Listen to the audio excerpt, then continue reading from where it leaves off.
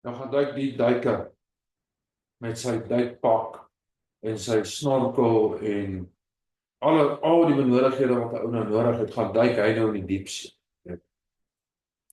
Maar nou, toe die perd 10 meter onder in die water is, toe sien hy is 'n ou langs hom, maar die ou het nie 'n duikpak aan nie, hy het nie 'n snorkel nie, niks nie. En hy dink, hoe kry hierdie ou dit reg? Hoe kry hy so diep geduik sonder enigiets? Maar hy los dit nou maar. En hy gaan nou nog verder.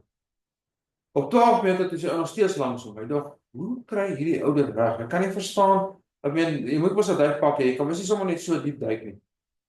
En op 15 meter is die ou weer langs hom. Hy besluit nee, wag. Hierdie ou doen nou iets wat hy nou nie verstaan nie. Hy vat daai bordjie wat hy so opskryf onder die water. En hy skryf vir die ou en hy vra vir hom, hoe kry jy dit reg om so diep in die water met net sommer 'n duikpak?